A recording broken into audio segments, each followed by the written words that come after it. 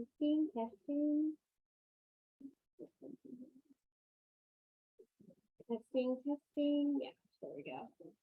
Very quiet. Let me actually start today.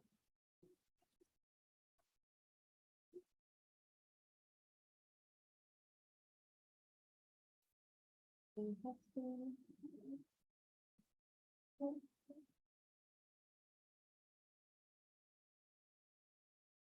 Testing, testing. Testing, testing. There we go. Probably should have used this sooner. Okay. Awesome. Can you guys hear me on the mic too? Or are you just hearing me from up front? Testing, testing. Which one is it here? It's weird because I can hear that, but then I can't hear my own voice. Testing, testing. Why? Why do you hate me? Why do you hate me? Okay, well, I guess I'll just talk with my normal voice and I'll leave this here maybe.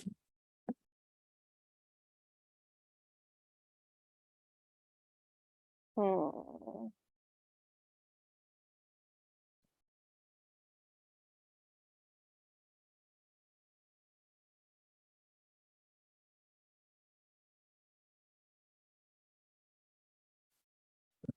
Can you hear me on here now? Maybe? No? Can you hear me on here now? Oh, whatever. It's picking me up on this thing, so I guess that's fine. Okay.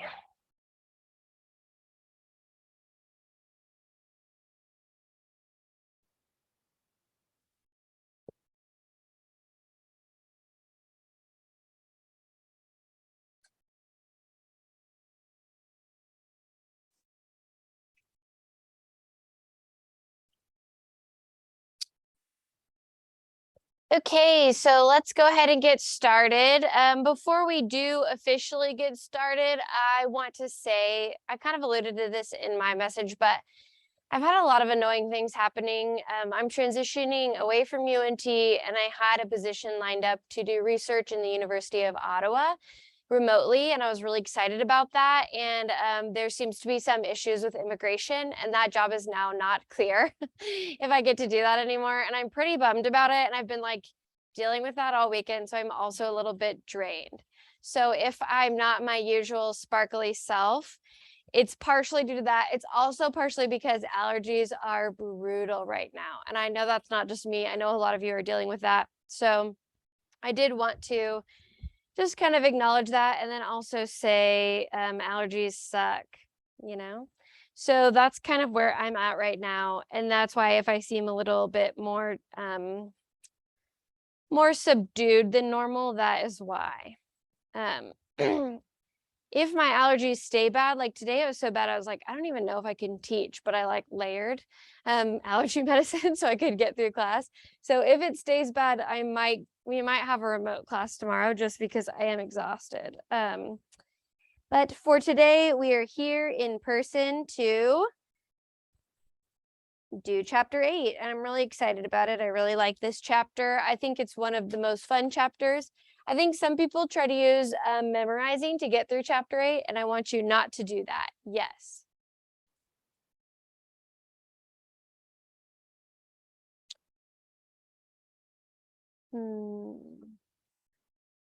It's very unlikely, but it'll be first thing in the morning. I think I'm more likely to come in person than not. Just because being here with you all gives me energy, and I really like to see my students, so that's my preference.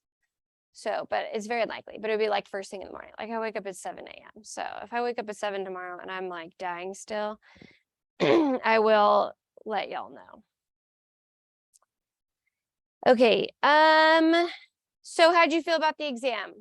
Oh, you have a question.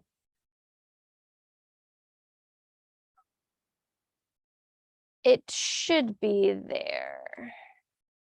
I just made it available. Ugh, it always does that on this computer where I publish it and then it goes away. Oh, okay. Oh, I just published module 11, I think, on accident, which you guys don't even need 11. Okay. Is there? You guys have it? Okay, great. Okay. How did you feel about the exam? Thumbs up if you felt good, if it was about what you expected, or not great. Okay, about what you expected to positive for most people, not a ton of full thumbs downs. Did the change in ways that we studied for this exam help you out a little bit? Do you feel like you knew more of like where to go and how to prepare? Okay, do you have any questions about the exam before I move into chapter 8? Yes.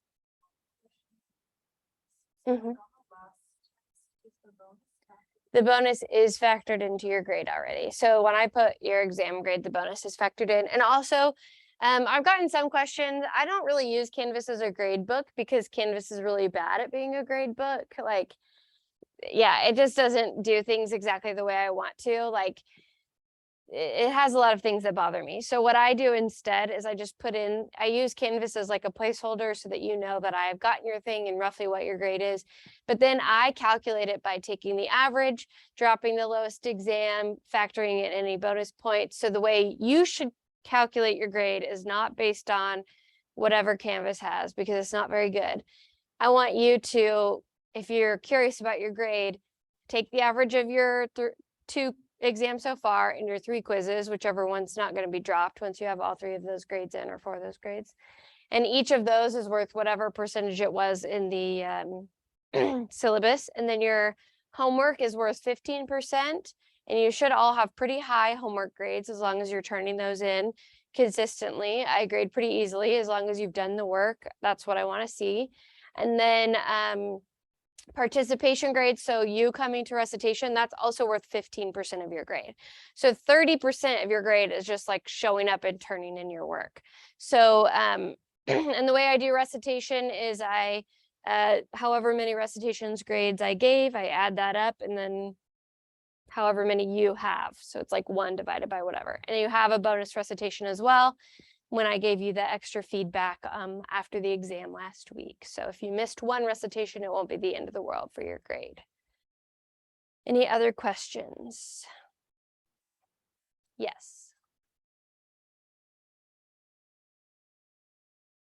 No, I think the 2 things that aren't entered into the grade book yet are I haven't graded your last 2 homeworks, and then I haven't graded the very first day of class participation, and I haven't graded the exam for your or the exam feedback bonus point. So I have those all in an Excel file. I just haven't actually done them yet. So I have your grades, I just haven't put it in yet. Any other questions? Okay, and I did post the bonus for today's exam as well. It has to do with solvent effects, so that you can understand solvents at the molecular level. Okay, any questions on the content from chapter 7 before we move forward?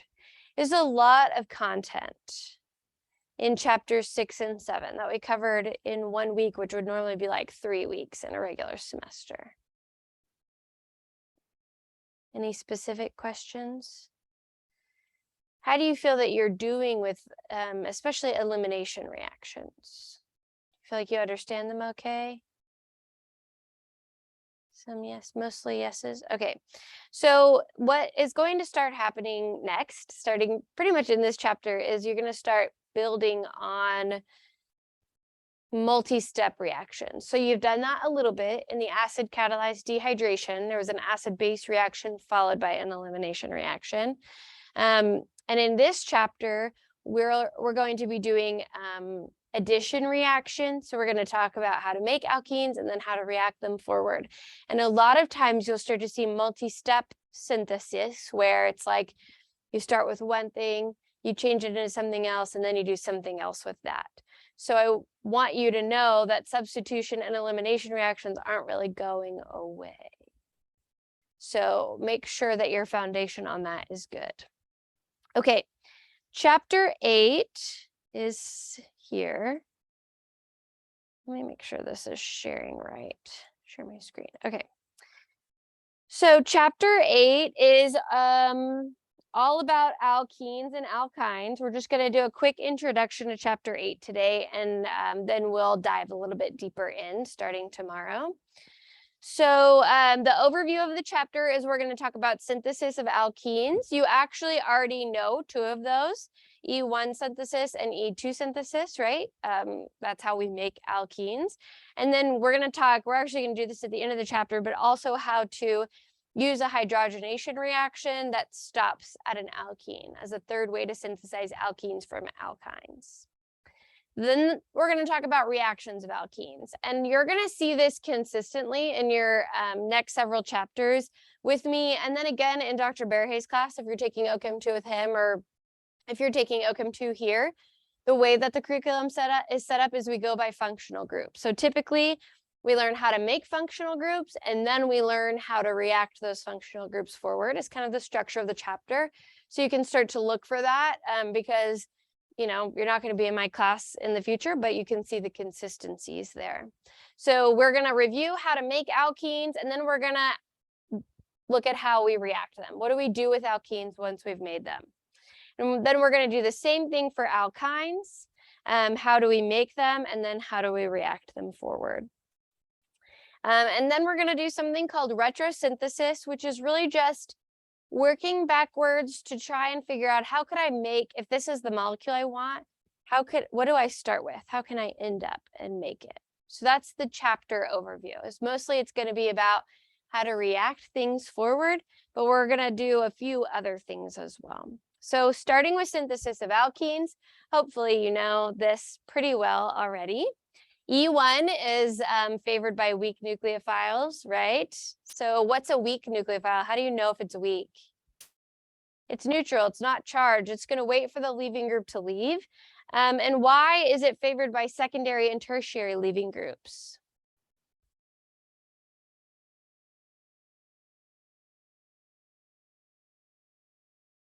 That's right, more stable carbocation. So if the leaving group leaving is the first step in that reaction, then it leaves behind a carbocation, and we want a stable carbocation. So secondary and tertiary are more stable, and then resonance is even more stable than that.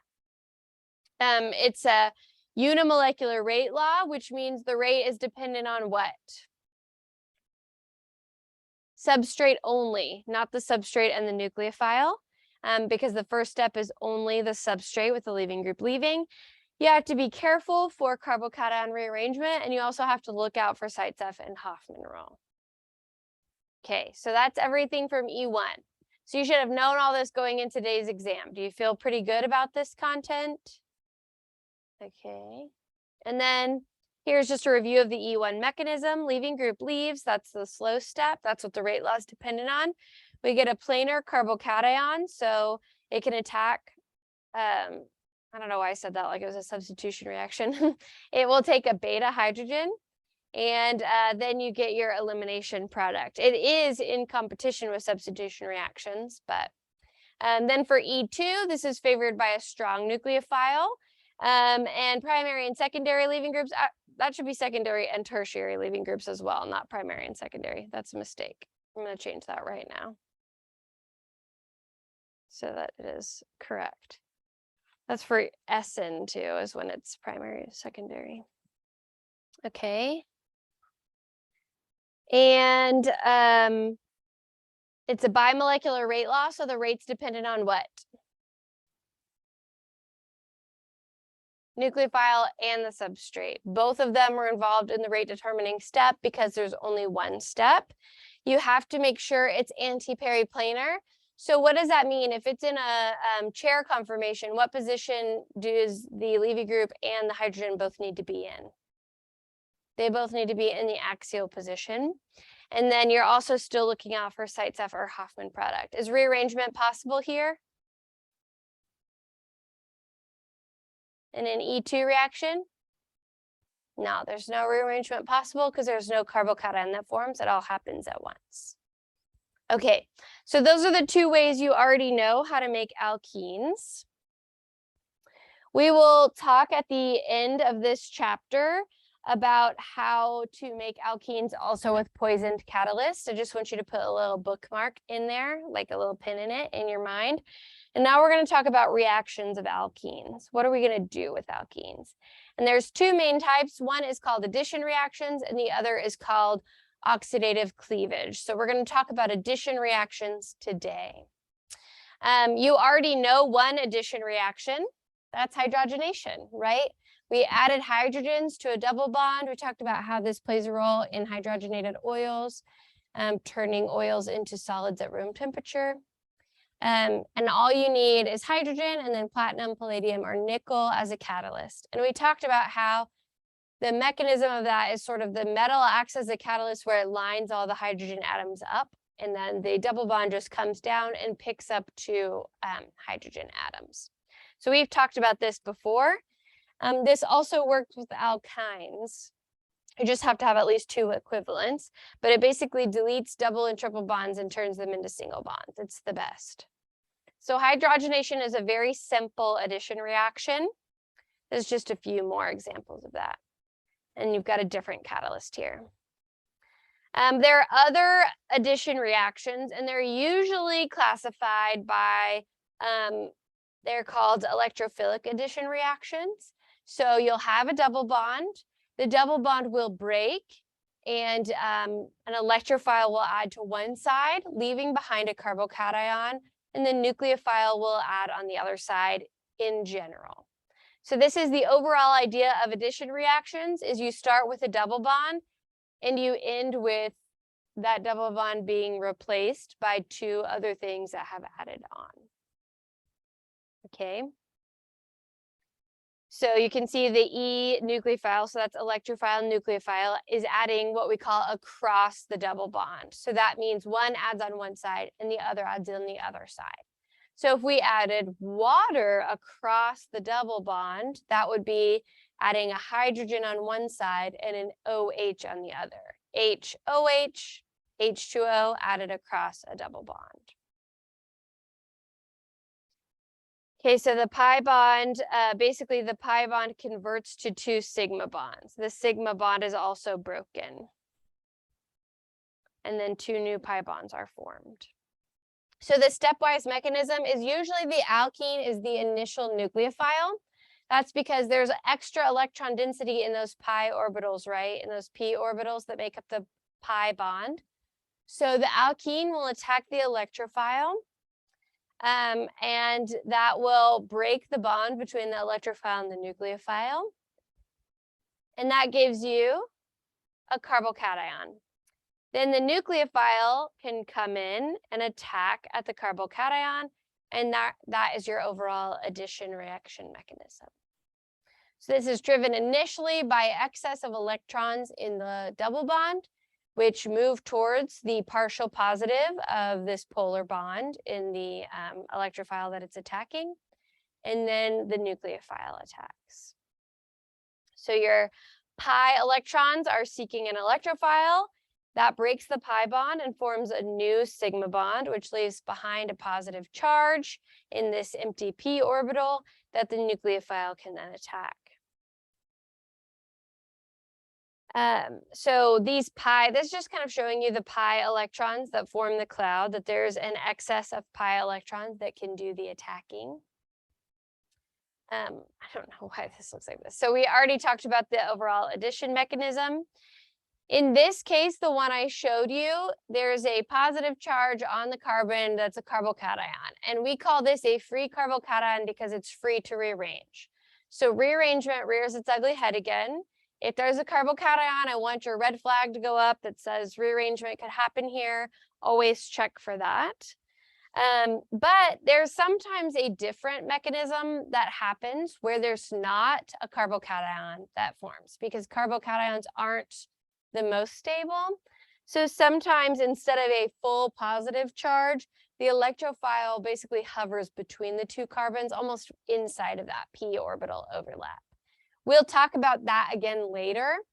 To start with, right now, today, we're only going to do ones that go through the traditional free carbocation that is able to move around, okay? So I want you to stop and do this practice problem. try to draw the overall mechanism for an addition reaction. Start with the first one, and then you can do the second one. So the first one should have the double bond attacking the positive portion of that HCl. Hopefully you know which side of that is positive. And then the negative portion that's left behind will come in and attack the carbocation.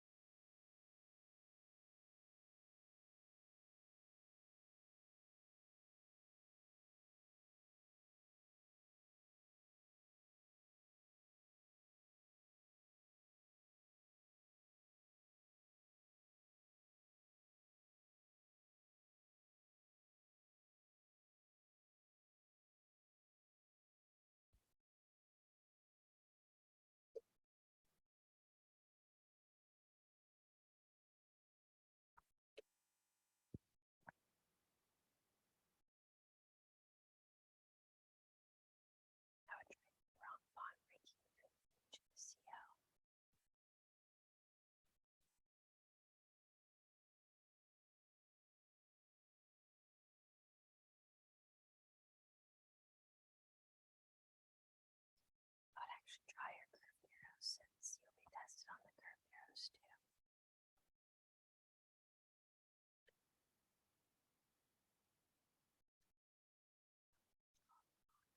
See how I can show it so that you can know where that is. Once you get the first one, go ahead and try the second one.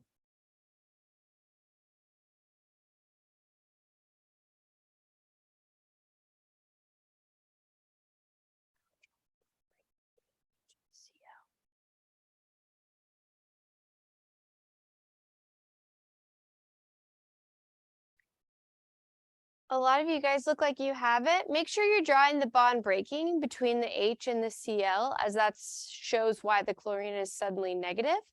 Otherwise, what you've made is the carbon bonded to the hydrogen still bonded to the chlorine. So make sure you draw that curved arrow.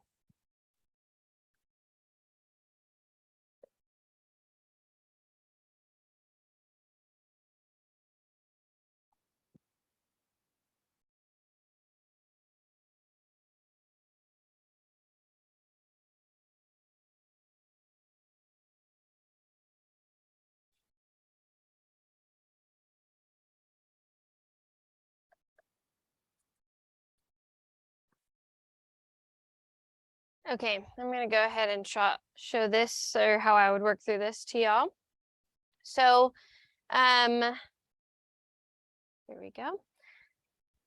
I would draw the electrons from this double bond pointed to the hydrogen. And I saw as I was grading a lot of y'all's quizzes that the curved arrows weren't quite right. And that is what I grade for, not just the product. In fact, on the quiz, I gave you the product already. I don't always care about the product. I care about you being able to communicate to me that you know the way the electrons are moving.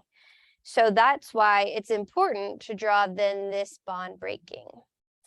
And because what a lot of you had as I was walking around was this.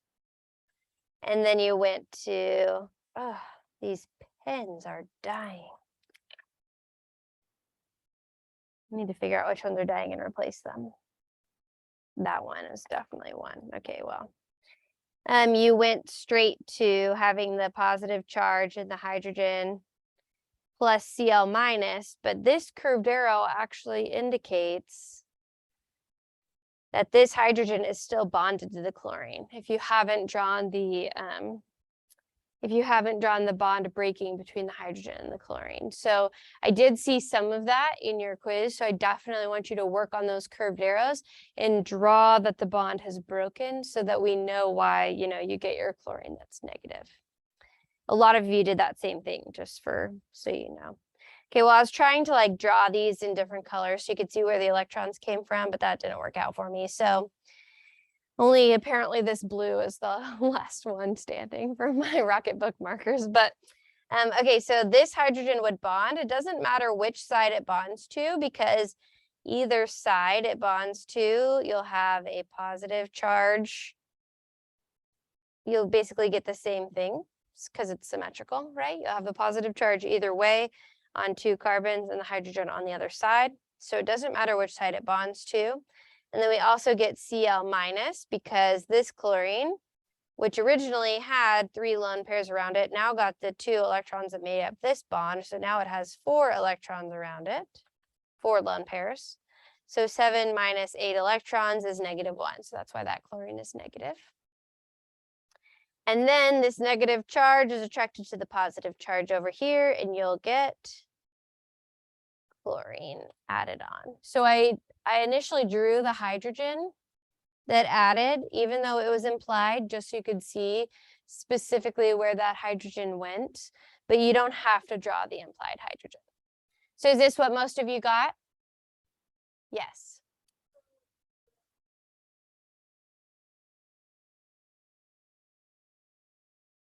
No, the carbons stay bonded. Basically what happens is you have this kind of backbone and then you have 2 extra electrons right above it. That looks kind of like a little spider. You have 2 extra electrons above it, right, that make up the pi bond. And now instead of making up the pi bond, these electrons will be bonded instead to a hydrogen and a bromine or a Cl or whatever it is.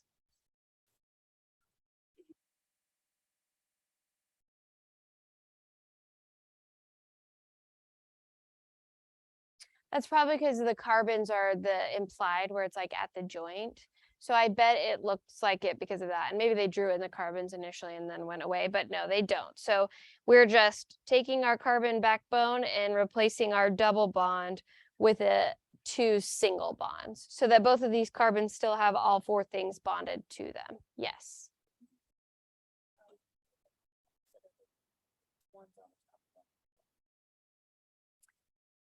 What you're talking about is stereochemistry. So basically you want the 3D structure, like when is one going to be on top and bottom and when are they going to be on the same side? We're not there yet.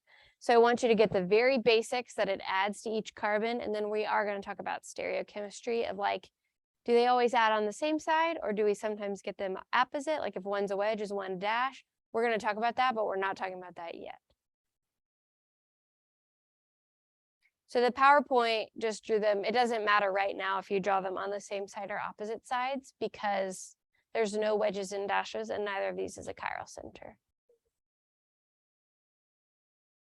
Add across the double bond means we get rid of the double bond and we add a hydrogen on one side and a chlorine on the other. Yes, so here we added, what we would call this is adding HCl across a double bond. That's a good way of like, so, oh, we've added hydrochloric acid across our double bond. Or if I had added water instead and it looked like this, we would say, oh, we've added water across this double bond because we have a hydrogen on one side and an OH on the other. So if you took away the double bond and you added in H on one side, OH on other, that's adding water across a double bond. So that's what we mean when we say across a double bond, is it's like on each side of the double bond, like carbon 1, carbon 2 of the double bond, not like up, down, or anything like that. That's a good clarification. We will talk about up, down, stereochemistry, but I'm not making you do stereochemistry yet. I'm just adding things in. Okay, now, did you do the second one? Did y'all have a chance to do this one yet? Okay, let's go ahead and work it as a class. I think we still had HCl. So the first step of this one is the same. The hydrogen attacks and the chlorine goes away. But I want to ask you, where did you add the hydrogen? Did you add the hydrogen on the left side or the right side?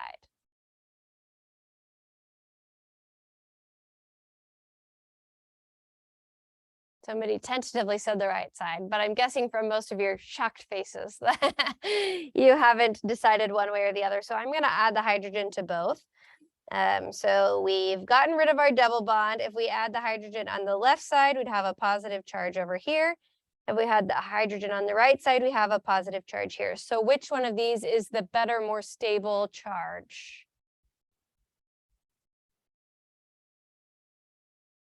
The one on the left or the one on the right?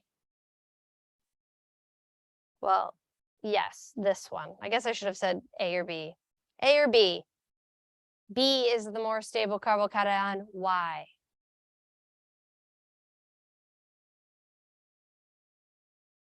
Who said that?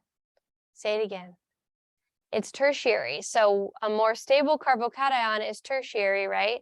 So if we added the hydrogen to this side over here, then we'd get a less stable carbocation. If we add a hydrogen to this side over here, then we have our more stable carbocation. So if you have two different places for where you can add the electrophilic portion of your whatever you're adding, you always want to add in such a way that the positive charge is more substituted. This is what's known as the positive charge is most substituted. And this is known as Markov-Nikov's rule. Markov-Nikov's rule. It's allowed to write, so usually I just write Mark.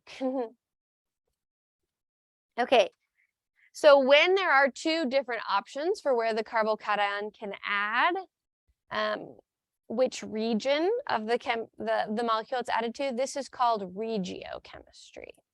So we did a little bit of regiochemistry already with our Hoffman versus Zaitsev product. I just didn't tell you the name of it because I didn't need you to be freaking out over even more things. But if there's not, Hoffman and Zaitsev isn't two different stereoisomers. Typically, it's two different constitutional isomers. It could add to different regions of the molecule, making two different isomers that are structurally different. So when you have two different isomers that are structurally different, that is called or you would have regiochemistry. So Markov-Nikov's rule and Hoffman versus Zaitsev rule all deal with regiochemistry, which region of the molecule is being impacted. So for either of these, if the chlorine attacked, over here you would get the chlorine added to the more substituted side, and if the chlorine attacked over here, you would get it added to the less substituted side. And I think students want this one to be more stable because in the end, there's more space over here, right? Like this chlorine has more room for its electrons than this chlorine. And so it feels like this is the better, more stable option.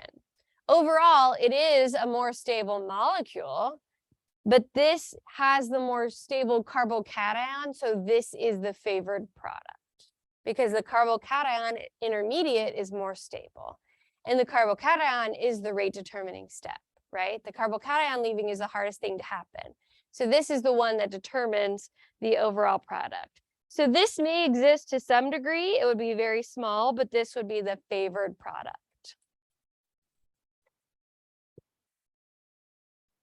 And boom, just like that, you know about addition reactions.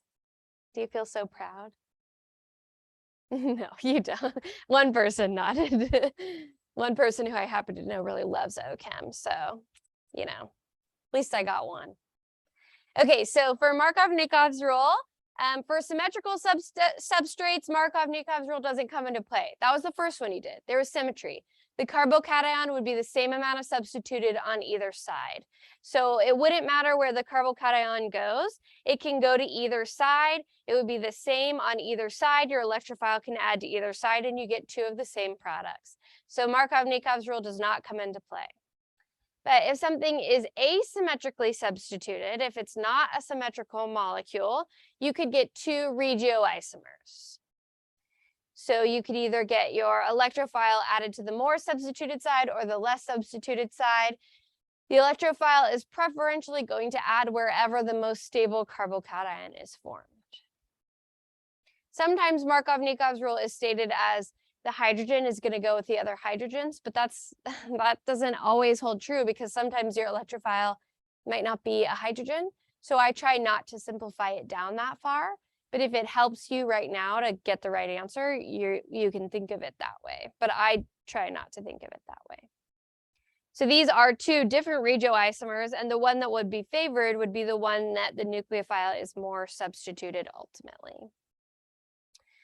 And so this is just another way of phrasing Markov-Nikov's rule. If in the electrophilic addition of an electrophile across the unsymmetrical alkene, so the electrophilic portion of whatever you're adding, the more highly substituted and more stable carbocation must be formed as the intermediate, because that is going to give you the most stable carbocation, which makes the reaction happen most favorably. So it's formed as the intermediate in preference to the less highly substituted, less stable one. So again, here we have one side substituted, the other side's unsubstituted. The nucleophile will preferentially add to this side. It won't add to the other side. Okay, so what example I gave you before was example of a HCl, HBr, HI across the double bond. This is hydrogen halides.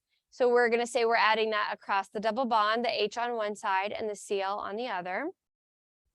This is a very common one to introduce in electrophilic addition reactions because you're used to seeing H plus leave Cli and Br behind. You know, H plus is good at being like, I'm out of here. These bonds are too polar for me. So that's what happens here. H plus is very, very positively charged because of the dipole moment.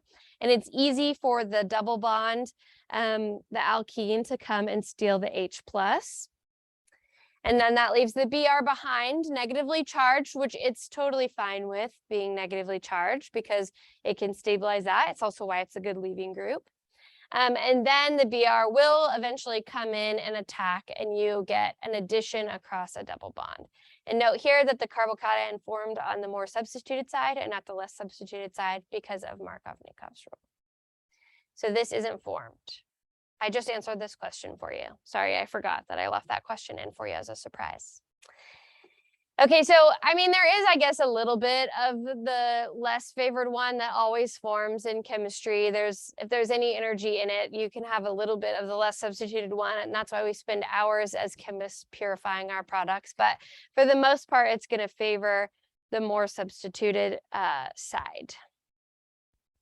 Okay, so again, regioselective reactions. Regioisomers is if there's two different isomers that can form where the chemistry occurs on different regions of the molecule. And if a preference is formed for one over the other, that's called a regioselective reaction. So Markov-Nikov's rule has to do with regiochemistry. And these electrophilic additions are regioselective reactions because it selects one regioisomer over the other. So this is just a lot of language that all basically means the same thing, but it's important for you to know how to use that language so that you can keep up with the talk of the chemists around you. So when a reaction has two different constitutional isomers, also known as regioisomers in this case, but it produces primarily one or a high predominance of one, that reaction is regioselective. So because we're getting so little of the carbocation forming on the less substituted side, this addition reaction can be considered regioselective because it prefers one regioisomer. Does that make sense? I just threw a lot of words at you in order that you've never heard until today for most of you.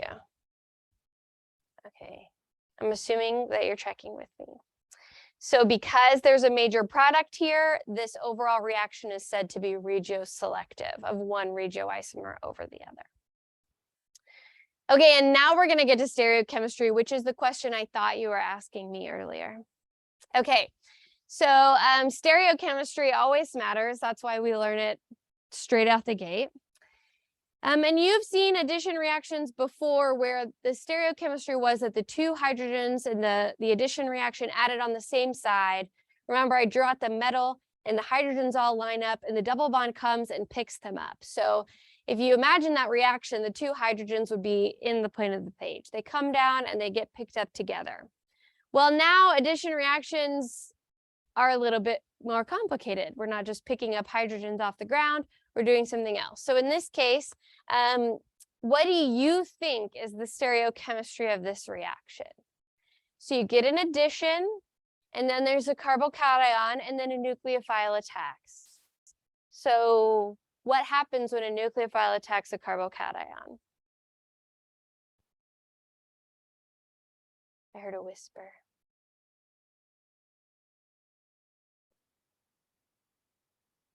You've seen it before, a nucleophile attacking a carbocation. And what did you get? If there was the possibility for a chiral center, yes. And that chiral center had what kind of stereochemistry? Is it all inverted, or is it a racemic mixture? Ah, yes. I hope you knew this when you took your exam today. So when we have an SN1 reaction, the leaving group leaves. It leaves behind a carbocation. The nucleophile attacks. And what's the stereochemistry of the resulting product on your SN1 reaction? A racemic mixture, because it can attack from the top or the bottom, right? So that's the same thing that basically happens in this kind of addition reaction. Your hydrogen adds, and then you get a carbocation, and that carbocation, the nucleophile, can attack from the top or the bottom. So you get your carbocation, the nucleophile can attack from the top, or it can attack from the bottom. So you can get a racemic mixture as a result of this. But because there's two things added, sometimes we talk about how these things add in relation to one another. So we're adding both a hydrogen and the nucleophile in this case, not just one or the other. So if the hydrogen and the nucleophile add on the same side, that's called a syn addition. S-Y-N, syn addition. So when we saw the hydrogens both add to the same side of a double bond in that hydrogenation reaction, that was a syn addition. However, in this case, your hydrogen and your nucleophile can either add on the same side in a syn formation, if the nucleophile happens to attack on the same place as the hydrogen, or they can attack on opposite sides. That's called an anti-addition. So your stereochemistry results, there's a carbocation, you get a racemic mixture where the nucleophile attacks, and you also get a mixture of syn addition and anti-addition.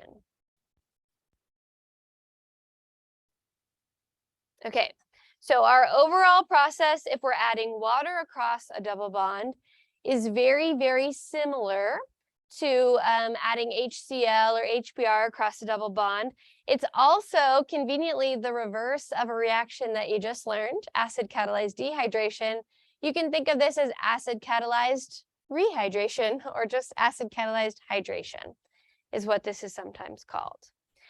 So sometimes it's drawn as just adding water, HOH. A lot of times, however, this is acid catalyzed, so there will be an H+ also floating around.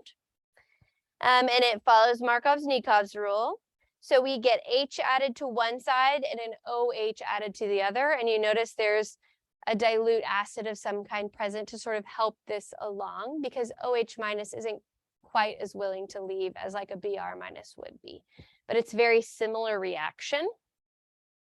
So before we move on, I want you to do, I guess I'll show you the overall reaction mechanism, and then I'll have a practice problem for you.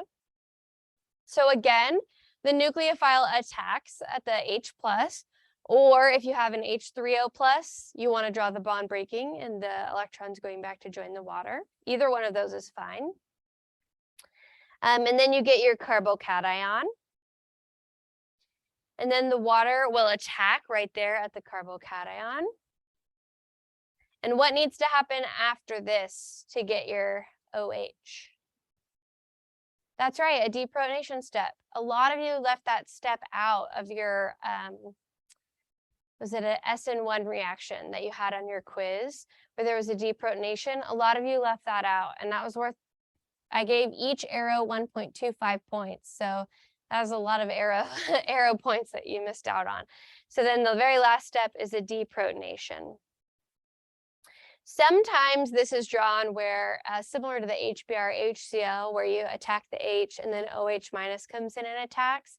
That's not really what would happen if there's acid present, because OH minus doesn't like to form in the presence of acid. So it is more accurate to describe the water attacking the carbocation. So do you see the similarity between this and this SN1 reaction?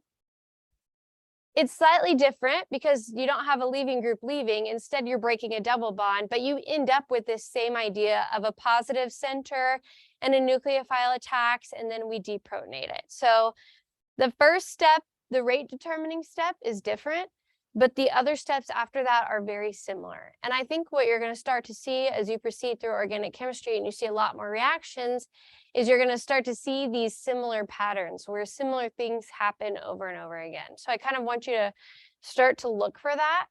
I think Dr. Berhe does a pretty good job of calling them out as he goes through, but you're going to be more successful if you can start to notice these patterns in your reactions. Okay, so now I want you to do a practice problem.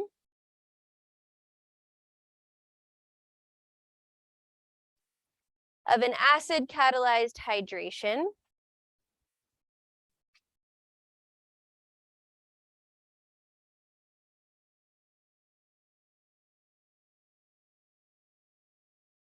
I'm just going to do H plus instead of making you draw out your H3O plus and H2O.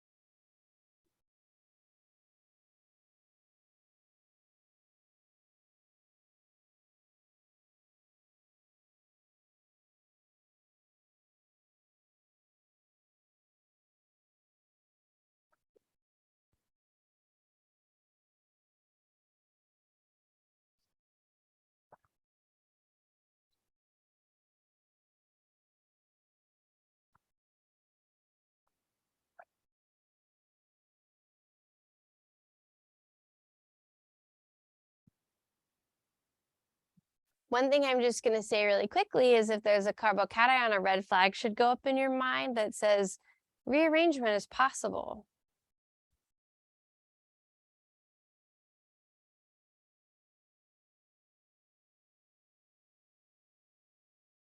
You don't have to be so quiet. Y'all can talk to each other too if you want.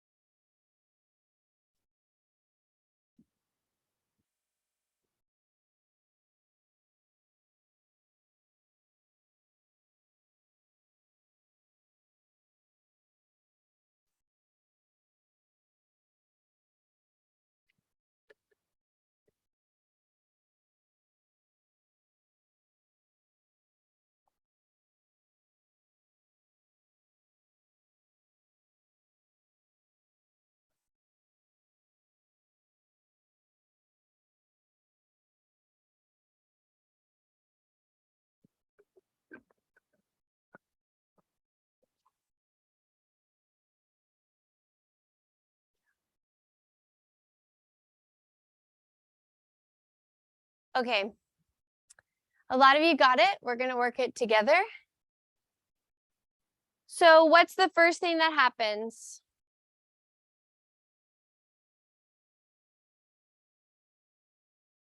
You all drew it, so I know you all know the answer. You're just being scared.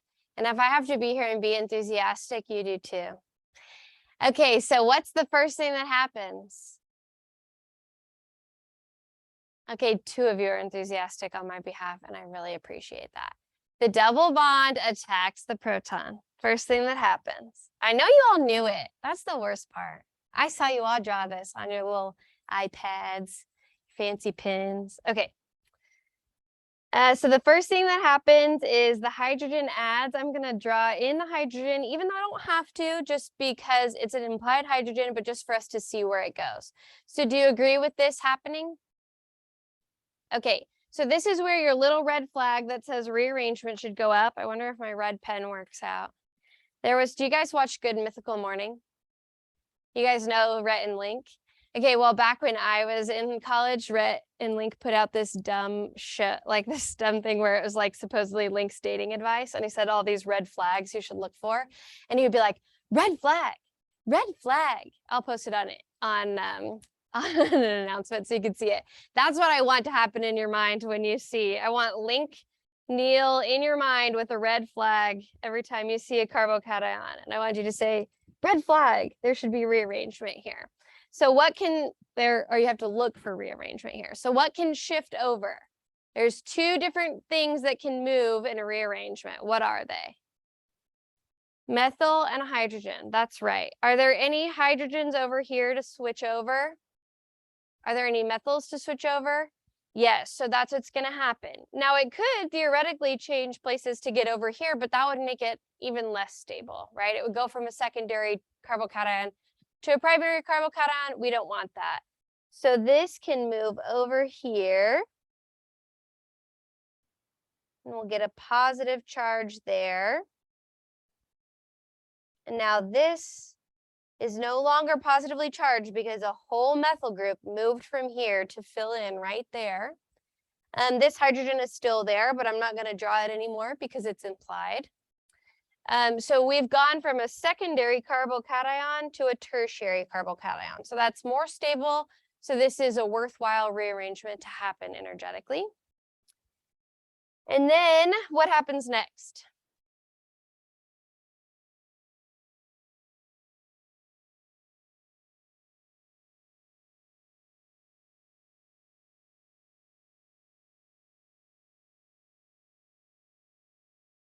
The water will attack this carbocation. So water will come in and attack right here.